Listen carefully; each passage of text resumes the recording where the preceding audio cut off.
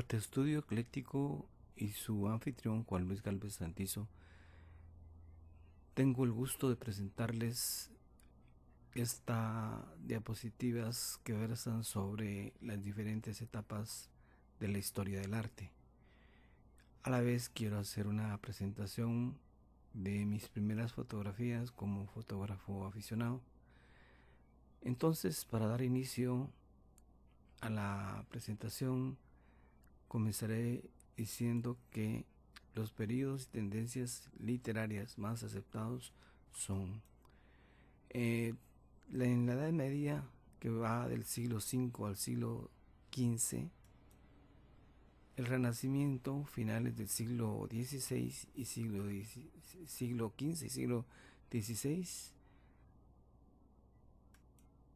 el Barroco del siglo XVII, el Neoclasicismo del siglo XVII, el Romanticismo de la primera mitad del siglo XIX, el siglo decimónico que también se llama, que es, más o menos lo ubicamos en 1850, el Naturalismo segunda mitad del siglo XIX, de 1850 a 1900. Estos son edades o periodos de la historia de la humanidad en la que se ha caracterizado por estilos específicos de expresión artística casi en todas sus ramas o géneros: la música, la poesía, la arquitectura, la pintura, la escultura. Y en casi todos han tenido su marca estos diferentes estilos. Como vamos a ver a continuación, un estilo o género va siempre como en respuesta o contradicción al anterior. El realismo, superrealismo del siglo XX, que es otro muy importante, pero ya es dentro del siglo XX. Esta foto la foto anterior era una luna de octubre clásica. En nuestro país, Guatemala, en octubre nos da las mejores lunas, prácticamente en toda Mesoamérica. Este es una de nuestras playas más bellas, Champerico, atardecer. Pues les decía, la poesía del Renacimiento, que es el periodo en el que surge el arte con más fuerza. Acabamos de finalizar una época que se ha llamado oscurantista, que iba del siglo V al siglo XV, que también se le llamó medieval, donde lo más importante era creer que pensar, y esto pues obviamente afectó mucho las posiciones artísticas y el desarrollo de la ciencia. Pero la Edad Media, como también se le llama, no solamente fue eso. Hay que reconocer el crédito que tiene el arte religioso que predominó en todo ese largo periodo. Entonces, la poesía del Renacimiento, podemos decir que en la Edad Media del siglo V al XV, la sociedad medieval estaba estructurada por tres clases sociales: la nobleza, el clero y el pueblo. El ideal del hombre medieval es un ideal sencillo: el caballero o el guerrero. Es una época de guerras que persiste durante muchos siglos en Europa. Como veremos, las guerras especialmente entre España, Francia e Inglaterra. Posteriormente el Imperio Alemán. Y luego tenemos, durante la Edad Media también el pueblo era analfabeta, la cultura estaba encerrada en los monasterios, la iglesia era la única representante del saber. Entonces todo esto obstaculizaba el desarrollo tanto del arte en sus diferentes expresiones, el pensamiento, la creatividad, todo eso, y lamentablemente también la ciencia. Esta es una tarde de abril en el sur de la Nueva Guatemala, Asunción. La lírica en la primera parte del siglo XVI, lírica recordemos que es la expresión propia del autor, por ejemplo del poeta, esos son sus expresar sus sentimientos.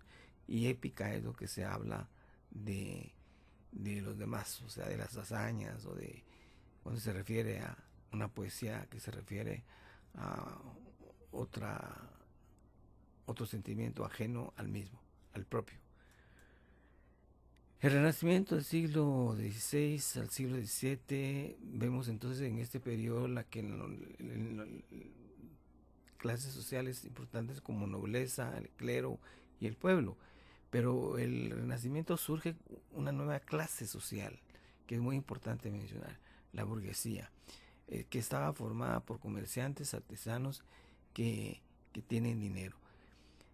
Actualmente esta palabra se le ha dado una mala interpretación en el sentido de pensar que el burgués es una persona rica, eh, eh, que son las personas adineradas, y no es así. La burguesía nació en este periodo que estamos señalando acá como un grupo separado de lo que era la nobleza y de lo que eran los plebeyos. Fue un grupo que se separó y comenzó a comercializar diferentes objetos que consumían ambas clases sociales, tanto la nobleza como el pueblo. Entonces fueron acumulando, pues se fueron haciendo comerciantes, fueron obteniendo grandes ganancias y por consiguiente fueron acumulando grandes cantidades de dinero hasta convertirse en una clase social muy importante. Es aquí donde surge el Renacimiento. El ideal del hombre renacentista es entonces el cortesano, el hombre de armas, pero el hombre de letras. El hombre renacentista siente necesidad de saber y aprender. Aparece el hombre de ciencia, que ya no posee una educación eclesiástica, ya no el dogmatismo religioso ya no domina el pensamiento humano. El hombre abandona a Dios, por decirlo así, y, y comienza a pensar en Él como tal. Esto trae un poquito de confusión, pero después lo vamos a explicar. El poeta renacentista se preocupa por encontrar nuevas formas para expresar la belleza.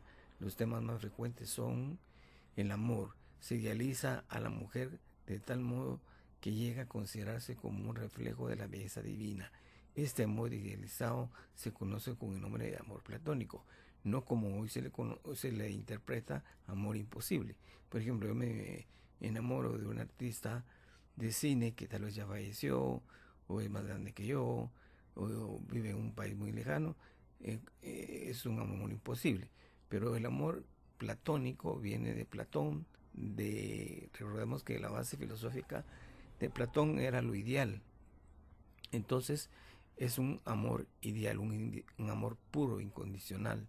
A eso se refiere el amor platónico, que es propio de la época renacentista, en esos poemas, en esas diferentes expresiones artísticas, musicales, pintura y de todo. La naturaleza se concibe como un símbolo de perfección divina, se describe como un remanso de paz, de sosiego, armonía, donde se desarrolla la acción amorosa. Esta es un atardecer en la plaza central de nuestra bella y muy noble Guatemala de la Asunción. Tenemos parte de la catedral que, como ya vamos a ver posteriormente, ya es de estilo neoclásica, y nuestra musa la luna, una palomita de las que tanto abundan en esta plaza. La mitología se utiliza en esta etapa del arte, los mitos y las leyendas de los dioses grecolatinos como fuente de inspiración poética, sirviendo a la vez para dar belleza a la obra. Amanecer, más o menos 5:30, 6 menos cuarto de la mañana en la plaza central de Huehuetenango, vemos su bella catedral, que nos tocó salir temprano para Ciudad de Guatemala en una oportunidad. Se tomó esta imagen, una imagen ya de hace más o menos 20 años. La lírica entonces en la segunda mitad del siglo XVI La lírica de esta época coincide con las preocupaciones religiosas generadas por la reforma protestante que se daba en ese momento y producía una convulsión, una gran revolución. Aparece entonces la literatura llamada ascética y mística, y estas dos palabras merecen una explicación. Ascetismo es el centrarse, el concentrarse, el apartarse eh, de los demás para entrar a una concentración o una concentración espiritual, poder decirlo así. Y místico es el deseo del hombre de trascender de sí mismo hacia Dios. Entonces, para ello necesita estar concentrado, separado, eh, apartado del mundo externo. La ascética se describe entonces las actividades que debe realizar la mente humana para llegar a ser perfecto y salvarse. La mística, después de la etapa ascética, Dios concede a algunas almas el don del amor. En su más alto grado de grado se da la unión con Dios y se alcanza la perfección. Esto es parte de siempre de un dogmatismo que prevaleció todavía hasta esta época. Esto es la playa de Livingston. Ya vemos la fotografía de menos calidad porque es con rollo, una cámara de rollo. Características, entonces tenemos la utilización de un lenguaje sencillo, sin demasiados adornos literarios, pero de forma muy cuidada. Los temas son religiosos, morales y filosóficos, no solamente lo religioso. Lo mitológico sirve de base para poner ejemplos sobre algún tema. Esta es la parte posterior de nuestra catedral, ya con estilo neoclásico, como vamos a ver posteriormente. El sol de las 2 de la tarde, en una lejana tarde de un año que ya se fue para no volver. Pero la foto sí queda marcada la nostalgia y la belleza de nuestra bella catedral. En el periodo barroco, que es importante mencionar, es un periodo cuyo estilo artístico está ubicado en la historia del arte, que se ubica entre el Renacimiento y el Neoclásico. Desde su nacimiento en Italia a principios del siglo XVII se expandió al resto de Europa y llegó a la pintura, la escultura, la arquitectura, la danza, la música y la literatura, que era lo que decíamos antes. Casi todas estas expresiones artísticas, o estos géneros artísticos que estamos viendo, involucran a las diferentes disciplinas, como vemos acá. Entonces es una respuesta al Renacimiento, como vamos a ver después. Estos son ya estilos neoclásicos.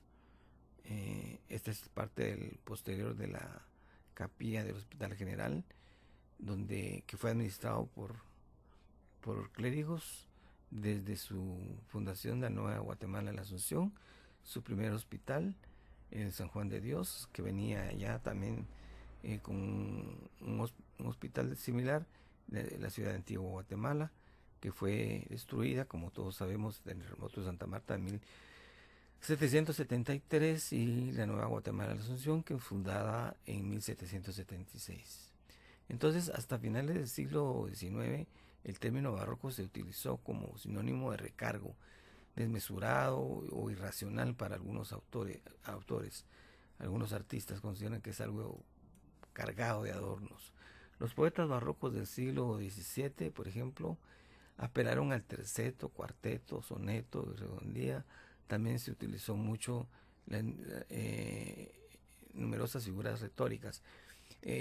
Acá, por ejemplo, vemos el recargo de todos estos elementos o figuras literarias en las expresiones, por ejemplo, escritas, y no así pues en las físicas, como fue la arquitectura y todo lo que vemos hoy en Ciudad Antigua Guatemala, donde a pesar de los años se conservan todavía muchas en ruinas, estructuras con un barroco bien manifiesto. No así como vamos a ver la Nueva Guatemala de la Asunción, que ya tiene otro estilo arquitectónico. Es en España donde el barroco adquiere una mayor fuerza y originalidad. El pesimismo, la decepción, el desengaño que asomaba en el Renacimiento se intensifica duramente en este periodo.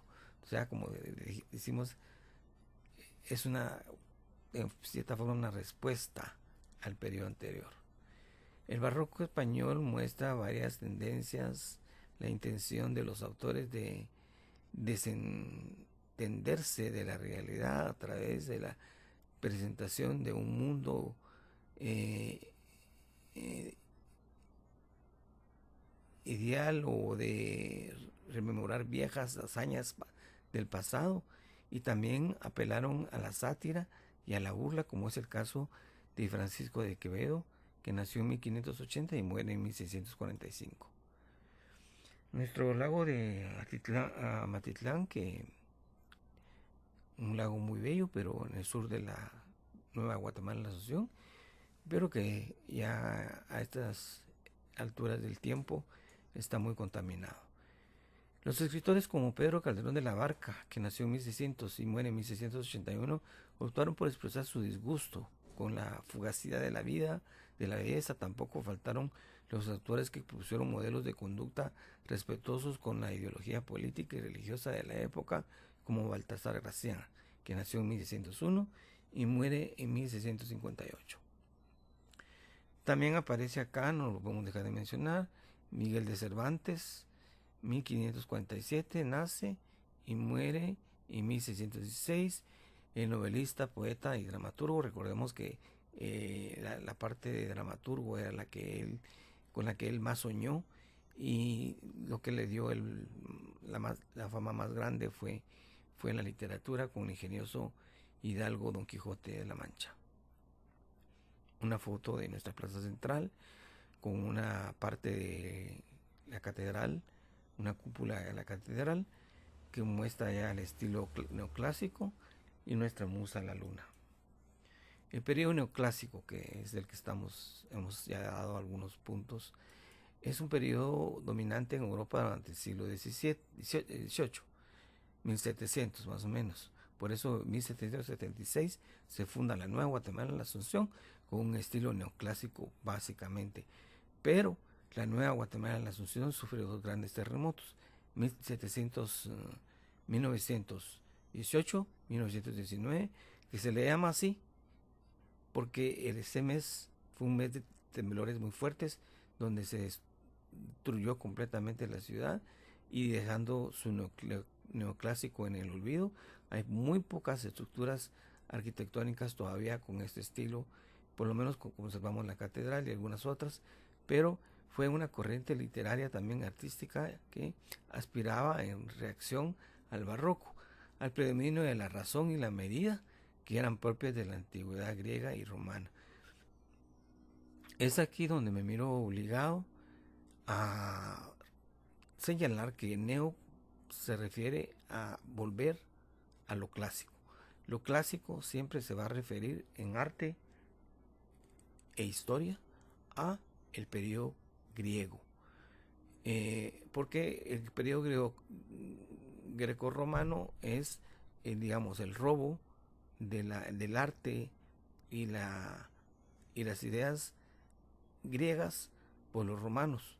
Una combinación que también es importante, pero que el mayor crédito lo tiene lo griego. Entonces, Europa, por ejemplo, es una ciudad, digamos, se le llama Occidente, y domina lo clásico, lo griego, el pensamiento griego clásico. Por eso se llama el occidental. Estamos hablando entonces de Europa, con la tendencia y raíz básicamente griega. En el aspecto literario, el neoclasicismo hace de la imitación de los preceptistas italianos de la literatura francesa del siglo XVII también, y las figuras de mayor influencia en la literaria neoclásica son dos: Aristóteles y con sus grandes obras, y los filósofos que le continuaron. Este es un bello atardecer en el sur de la Nueva Guatemala, en la Asunción. Entonces, las obras literarias del neoclásico son didácticas, es decir, deben enseñar algo. No les gusta la poesía porque expresa sentimientos, quieren algo más real. El género preferido es el ensayo, entonces, y la fábula también se usa mucho. Surge como reacción a los excesos decorativos del rococó, que el rococó exageraba al barroco en sus adornos, y que lo vemos más que todo en México, en Perú, no tanto en Ciudad de Guatemala. Esto es nuestra ermita, fundada en 1776 bajo la influencia de Juan de Cors, que venía de España y traía la recomendación de Santa Teresa de Ávila, de la Orden de Santa Teresa de Ávila, de traer la Virgen del Carmen.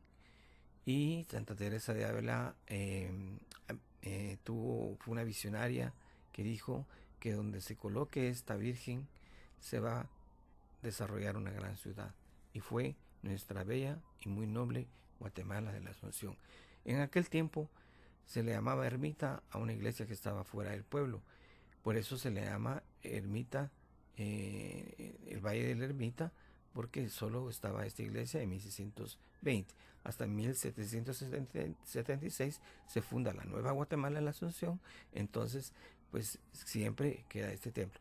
Esta fachada es actual.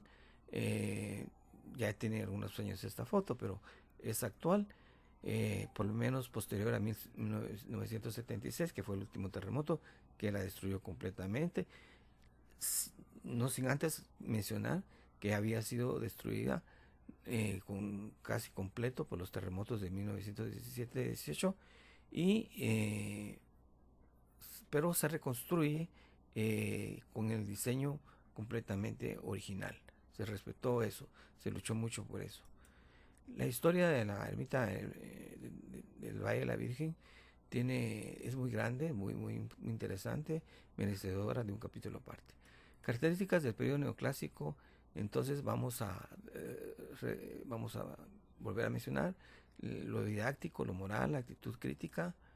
Se busca la universalidad de la cultura, el uso de normas es importante, las cosas no son al azar. El arte se centra en la imitación de la realidad. El lenguaje se caracteriza por su forma simple y cotidiana. Se resalta la importancia de la razón sobre el sentimiento y la imaginación.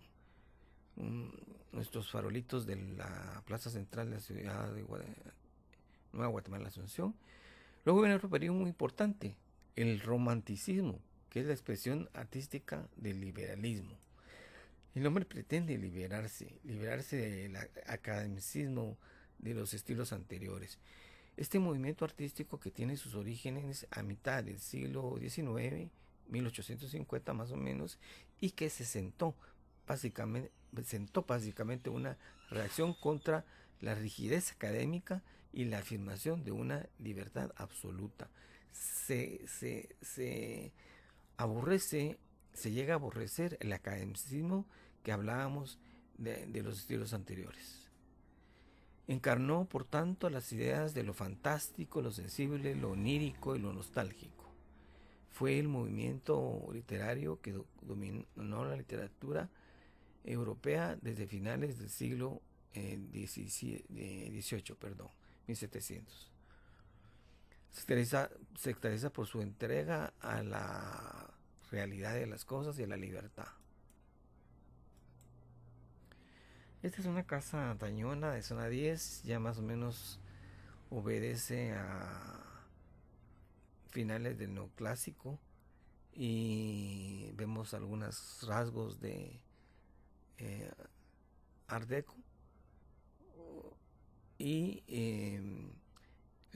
continuando con el romanticismo, entonces, es una expresión viva que se opone frente a la eh, frialdad del neoclasicismo. Una de las razones fue, eh, digamos, que el arte se fuera libre, eh, y hubiera libertad de expresión, una rebelión del individuo contra cualquier norma que le impida expresar sus propios sentimientos. Ya que el romanticismo trae una nueva sensibilidad histórica que valora al humano y lo fantástico y la libertad, se opone por eso al racionalismo, desarrollando un arte, desarrollado en el arte neoclásico, y su apogeo se centra en la creación artística.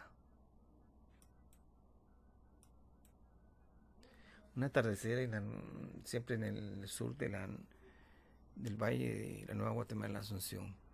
El espíritu individualista es característico también del romanticismo, el aislamiento y la soledad, las ansias de libertad que recalcamos, y el irracionalismo. Los románticos rechazan la razón, todo lo racional. Sus temas preferidos están relacionados con lo sobrenatural, la magia, el misterio. Surgen muchas obras literarias con este estilo. El subjetivismo del romanticismo se concede una gran importancia a las emociones, los sueños y las fantasías, que en parte ya lo habíamos mencionado. Una foto, un bello atardecer, cuando ya el sol se ha despedido y ya comienza la luna a alumbrar nuestras playas guatemaltecas del sur. El nacionalismo en el romanticismo aparece una cierta obsesión por buscar raíces de cada pueblo en su historia, en su literatura y en su cultura. Esta es una bella luna también de octubre, una luna preciosa, tomada también en una playa guatemalteca. Aunque el romanticismo hizo que perdiese su hegemonía y ha conseguido perdurar incluso en el siglo XX, pues lo han ido recuperando a lo largo de toda la época contemporánea los regímenes basados en el autoritarismo y en el orden. Ejemplo es el fascismo italiano. El neoclasicismo es un movimiento cultural que impone gusto por lo clásico, como lo habíamos dicho, ya en forma de resumen. La razón es más importante que los sentimientos que no deben ser expresados. Estas son las casas clásicas que todavía tienen un estilo neoclásico, que todavía sobrevivieron a los dos grandes terremotos de la Nueva Guatemala, la Asunción, una fachada del centro histórico. El naturalismo en la poesía y la literatura, como vamos a ver, en la poesía naturalista, como su propio nombre lo indica, su tema central es la naturaleza, que puede ser sobre los seres vivos, los cambios de las estaciones o los meses, el cielo, los astros y los fenómenos meteorológicos, el día y la noche, el paisaje y la naturaleza en general. Es un bello, digamos,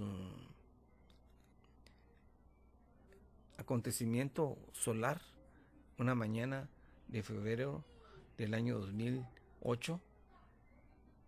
La poesía naturalista entonces fue un estilo artístico literario desarrollado en el siglo XIX, que se basaba en reproducir la realidad con una objetividad perfecta en todos sus aspectos. Se ha considerado a Émile Zola como su representante máximo. Hacia 1880, en el momento de mayor esplendor y madurez del realismo, comienza a dar fruto Émile Zola, fundador del naturalismo. Tenemos una imagen, también neoclásica, ¿verdad?, de ya una casa en ruinas de nuestro centro histórico.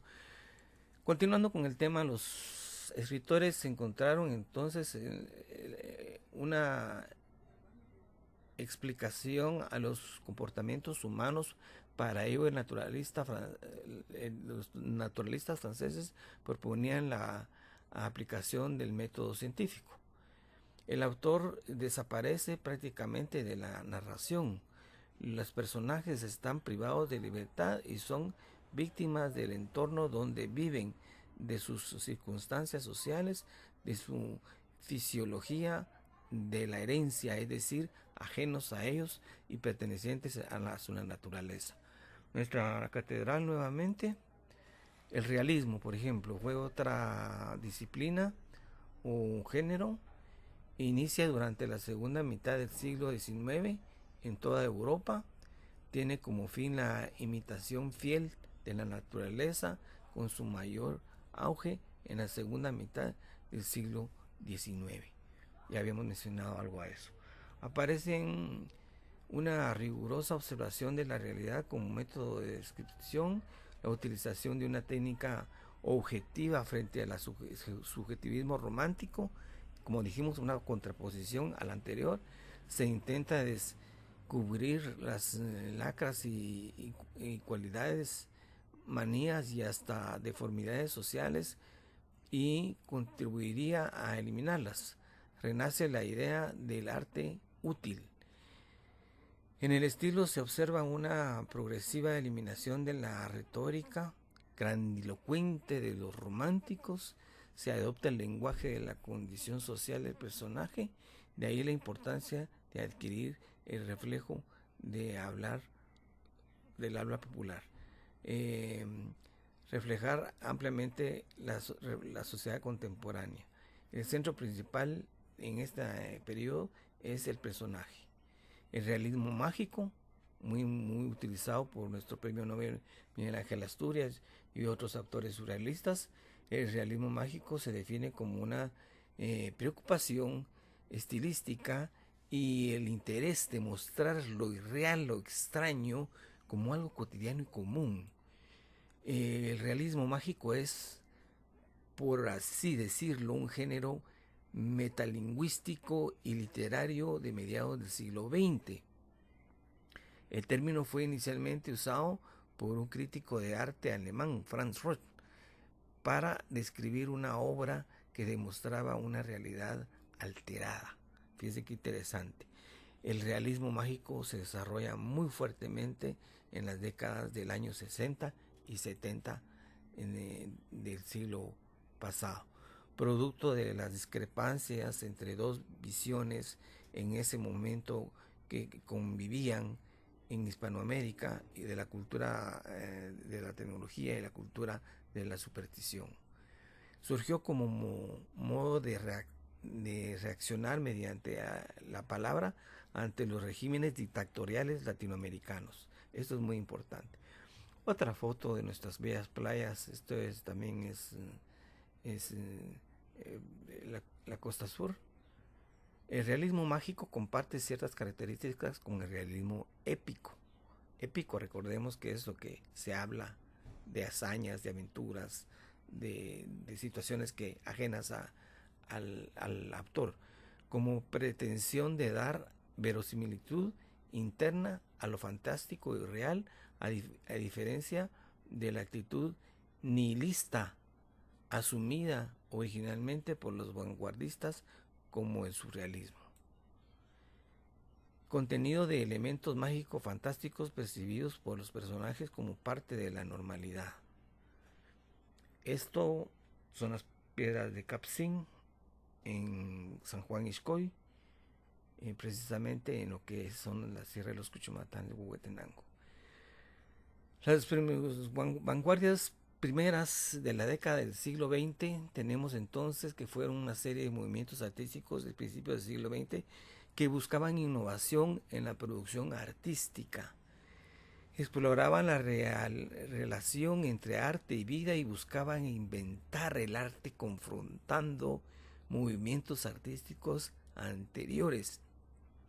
Ven cómo se va dejando la belleza eh, eh, la búsqueda de la perfección artística se va dejando, del Renacimiento, se va dejando por ciertos desórdenes, buscarle cierta belleza al desorden. Luego los vanguardistas se manifiestan a través de varios movimientos que abordan la renovación del arte, la pregunta por su función social, desplegando los recursos que quiebren o distorsionen los sistemas más aceptados de representación y expresión artística, es decir, una rebeldía total a lo establecido. Esta es la antigua Facultad de Derecho de nuestra Nueva Guatemala Asunción, con un estilo neoclásico. Características entonces de los vanguardismos son las características primordiales del vanguardista, perdón, es la libertad de expresión. Libertad de expresión, yo diría también rebeldía. Se manifiesta alterando la estructura, eso es lo que digo, ¿verdad? Las obras, abordando temas tabú, desordenando los parámetros creativos. En poesía se rompe con la métrica y se cobra un protagonismo a aspectos irrevelantes. Otra bella luna. Surgen los cubistas, el futurismo buscaba romper con la tradición del pasado y los signos convencionales de la historia del arte. Sus dos temas dominantes fueron la máquina, el movimiento, el intento de captar las sensaciones de movimiento. Viene el dadaísmo, que es el antecesor del surrealismo. Surge en 1916 y fue propuesto por Hugo Ball. Con una característica fundamental del dadaísmo es la oposición al concepto de razón instalado por el positivismo, que defendía lo científico, lo demostrado. Se caracteriza por rebelarse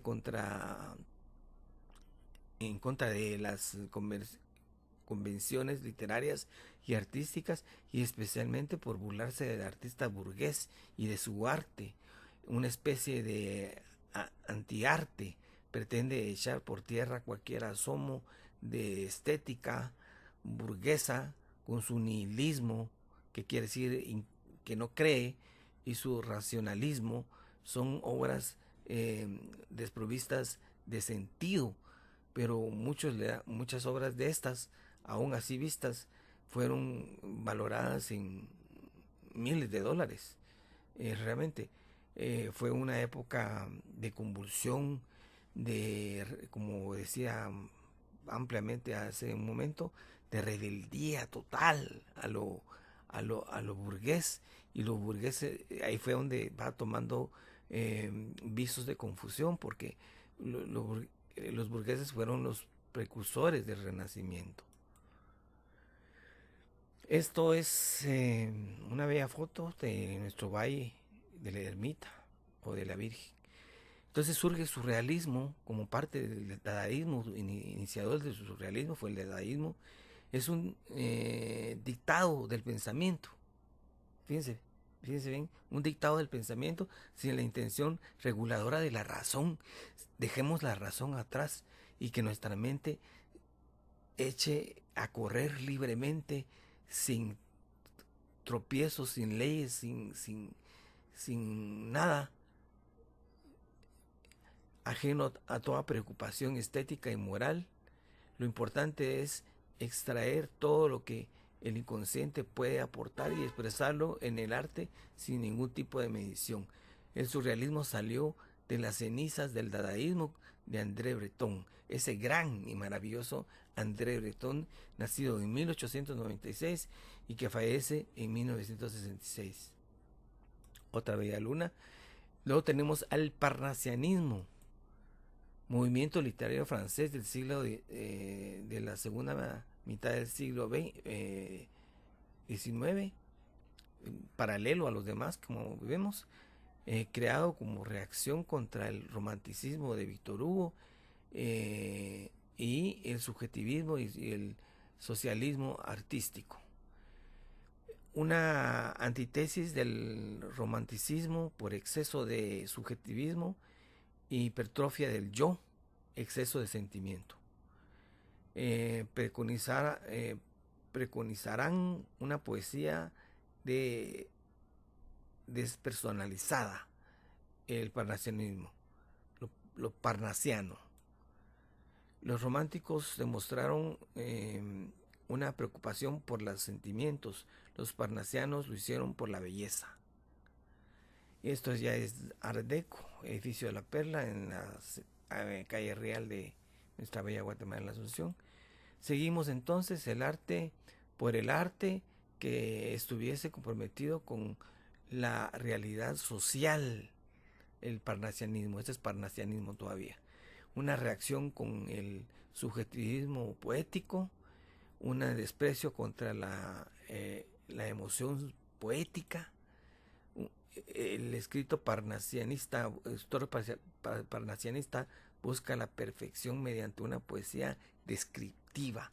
Le interesa lo descriptivo, no lo sentimental. Tuvo una influencia decisiva en la corriente literaria latinoamericana del modernismo, siendo su principal exponente el poeta nicaragüense Rubén Darío, ese gran y maravilloso poeta que vivió en Guatemala mucho tiempo, una bella luna en el sur de la Nueva Guatemala Asunción. Luego tenemos el modernismo.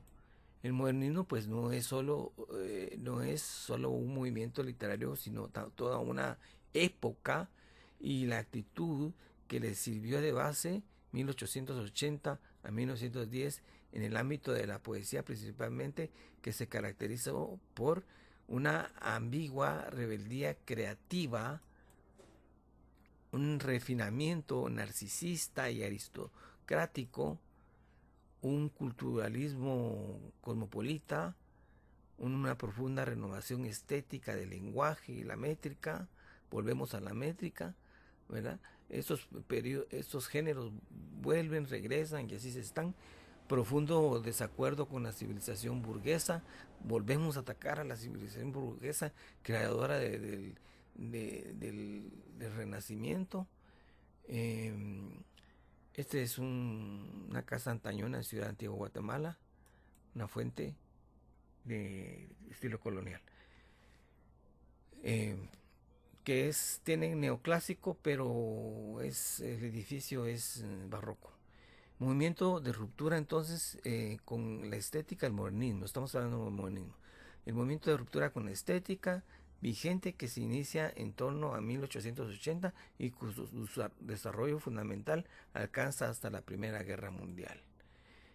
Tal ruptura se enlaza con la amplia crisis espiritual de fin de siglo,